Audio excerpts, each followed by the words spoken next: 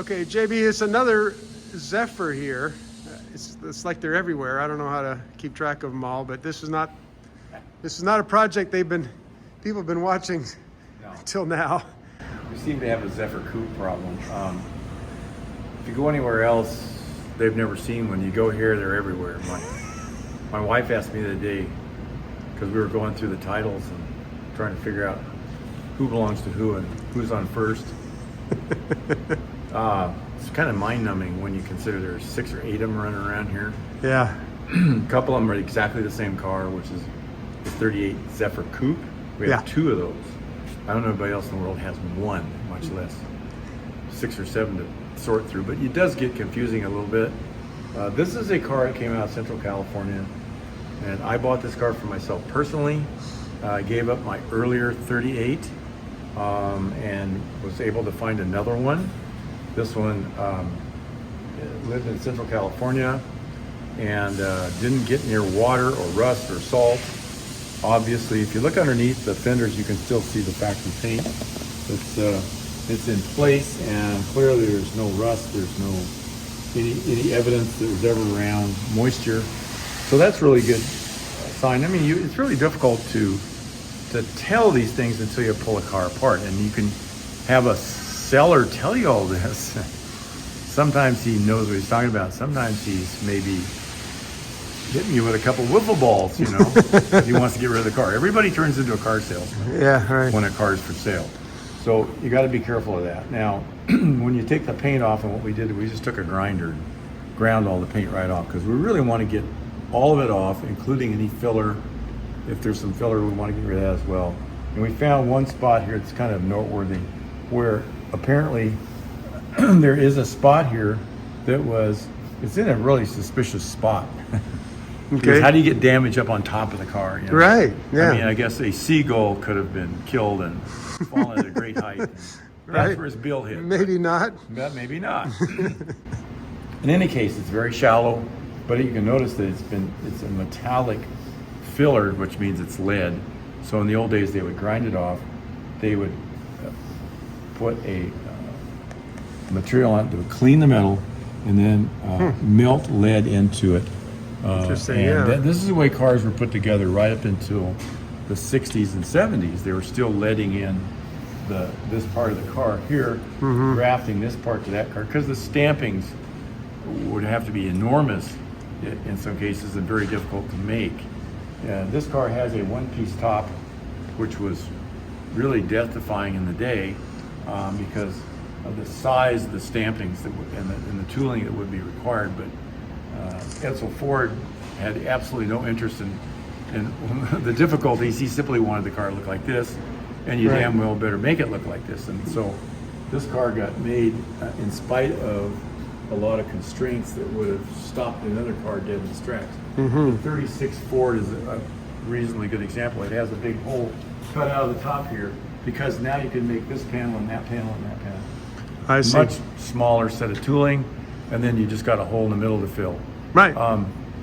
Later in 37, they finally got big enough tools to create a one-piece top. But this is incredibly difficult. This big curved surface required really sophisticated tooling and very expensive tooling. And they didn't have forever, and they didn't have unlimited budgets.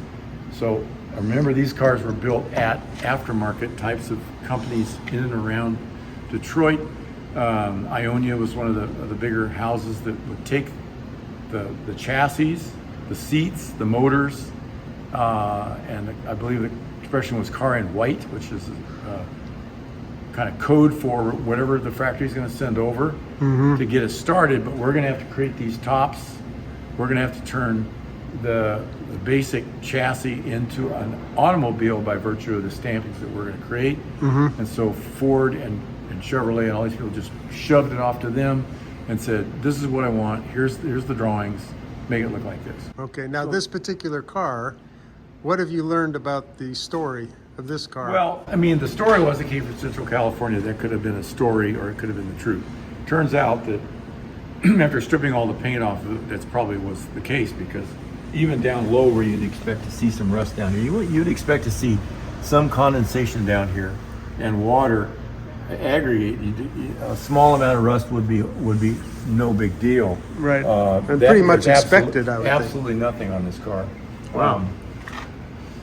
We want to paint the jams because they are obviously very prevalent when you open the doors. Same thing on the door jams themselves, but this opening we're going to be doing a bit of body work to, and paint it all at the same time. But at the same time, we got a finished interior in here, so we got to be really careful by taping this off and sealing it, so all that paint does not get onto the interior. Obviously. Further forward, you see the beautiful detailing that they made, and this had, of course, had to be stamped in to that quarter. And if you notice, unlike a lot of cars, this front end is welded together. This is not a removable front end like you would see in a lot of cases. Right. Very difficult to execute, but it allowed the lines of the car to flow a lot better, and it also made the car a lot more rigid. This car's not real heavy, and that's another thing they had to fight against. If you put a lot of metal in a car to reinforce everything and make it ride nice and be strong in the event that you had an accident or something, you'd have to make a completely different car. This is a unibody car. It's the very, very first one. So there were a lot of things that had to be done on this car that weren't done to any other car. This was kind of a pioneering design. It's now kind of accepted practice, but in those days it was pretty revolutionary. And that's one of the reasons they're so quiet. There's no rattling. There's no millions of panels rubbing and shifting. You've got a big shell. It's all welded together, and it's welded to the chassis to make it permanent. On the flip side, when you have to repair it, it becomes very difficult, because now you've got to cut it loose from the chassis sometimes, straighten the chassis, and then put the body back together. That's a lot of work. Yeah. On a round car. Yeah. Imagine yourself trying to repair an egg after you drop it on the floor. So we got a tiny bit of filler here. This cowl area is all really nice. We had a couple little low spots here, so we're going to be filling those. Okay. And otherwise, another thing you see quite often when you, and it's just part of life, is that this nose will be crushed and that this metal will be deformed. This obviously never happened. We got a little low spot here, so that it must have tapped something, but obviously it was not real serious. Quite often what we find is these noses are pushed in and then pulled back out. Okay, right. It's like you got a bumper here, but look, there's nothing to protect the nose itself. So if you go over the bumper, you're going to go right into the nose. And this is a curved, very complicated shape. Right. So if you hit it, it's very difficult to straighten it. Yeah, it would and get be. it back right again. So it's nice to start with a nice straight one. You can see the metal has been completely ground down to white metal. Just gives us a better tooth for the filler primer to hang on to. You do not want to sand it smooth. Interesting. You want to leave that metal a little bit rough, so that when the filler primer comes in, it has a physical profile to hang on to. Okay. And that's very important. I learned something there. Yes, you're going to be sanding it, and you want it to stay on there. This car is only going to get painted one more time, hopefully, and this car will probably be one of the cars we'll keep forever. Really nice original car, runs great. A friend of mine built it, so it has another level of meaningfulness to me. He put the engine in it, dialed it in, test drove it, got it to work and operate. And it's got a lot of neat things on it, a lot of original stuff. As you know, we sometimes vary things a bit. Now, one of the things that we can do with this car that doesn't require a lot of surgery is we can put disc brakes on the front. Now, this is a mechanical brake car. It's the last one, so we would have to convert to hydraulics. But again, yes, that's a metal cable, isn't it? That's going to that. Exactly. brake. This is where the mechanical brakes tie into the mechanical shoes, and believe me, this car will stop if they are adjusted properly, and the shoes are new, and the guy who puts it together and services it knows what he's doing. Then these work incredibly well. I mean, I don't know they'd be a lot different than hydraulic brakes. It doesn't seem that way to me when I start and stop it. So I think we'll probably just keep that in place, and if we want to convert, then we're going to have to put a 39 set of brake pedals to create the hydraulic. Again, we're going to have to feed that system if we want to go to that trouble. But it's not gonna. We're not gonna do it just to do it. We're gonna do Right. it if I feel like the car needs it. Speaking of original, if I can just grab you real quick, just catches my eye since this engine's basically covered up, but I'm Yes. still seeing that mechanical lever for your overdrive cable, Right, which is exactly. just interesting to point out. Most people wouldn't even know what that is. No, they wouldn't, and a lot of times they're removed because servicing them is a little bit difficult. Okay. The guy who built this car was very knowledgeable about this sort of thing, and Yeah. he's been doing Zephyrs forever. So it was no big deal, and this car came with all this. Just for a minute, let's talk about that. When you are looking at a car, you need to do a physical inventory, and I don't mean a cursory inventory. The things like the overdrive mechanisms, the overdrive itself, it's a different rear axle. It's a different rear axle housing. All that stuff has to be there. If you want that thing to work, then you have to do an assessment before you buy it, Right. because that impacts how much you're going to pay. Right. If a car is incomplete, then that's a legitimate negotiating point, and you need to point it out to go, hey, you don't have half the things that needs to have Right. overdrive. Don't tell me it has overdrive. It has 1/8 of an overdrive or 6/10. It's not an overdrive. Gotcha. But you need to know what that looks like. This is where you consult the factory brochures, and the Lincoln Zephyr Club does a really good job of making that stuff available to anybody and everybody. So you can see the exploded diagrams that Lincoln provided. You can see what that whole system looks like, and then you can cross-check that with what you're seeing before you buy the car. Okay. Okay? All right. So how's the rest of this car looking? It looks like a little more work on the Yeah. roof on this side. Yeah, we're going to put a skin on it because you can see here that it's very shallow, but we like to work to a different line. We talked about this before.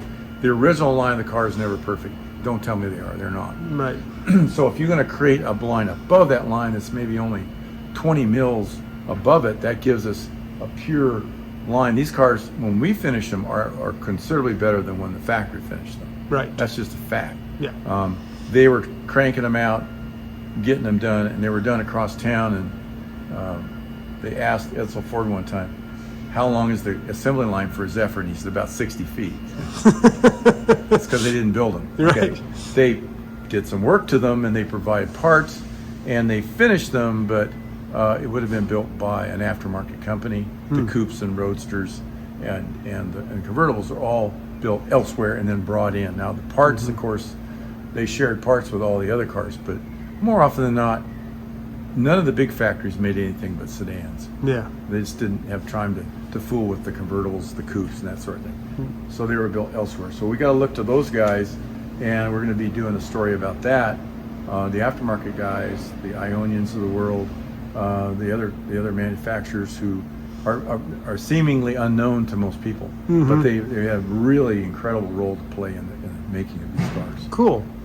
Very good. Well, it looks like this thing is the paint part of this is going pretty fast. Yeah, it is, because there's not a lot of body work. Yeah. And so we'll get a much different timeline on this car. And I would encourage anybody who's out buying them, not that you have a lot of choice with these, because there aren't any, Yeah. but to the extent that you can, don't be afraid to look a little longer and pay more. It'll always come back to you. Because, for example, you don't have a lot of mechanical work. I have to no do. mechanical work to do. I have Right. very little body work to do. And so I can actually enjoy the car and drive it as it came, potentially. Now, doesn't mean you're not going to have service problems. And we'll deal with those as they come along. But I was shocked at how easy this thing is to drive, and how well it drives, and how well it stops. Yeah. Huh. It's quite surprising. When you always start out with the premise something needs fixing, you're going to fix it. If you just stand back and say, wait a minute, let's give it a chance, these cars can operate in the real world. And Yeah. that's saying something for a car that's this old. Yeah, that's very cool. Yep. This is an amazing project. Thank you.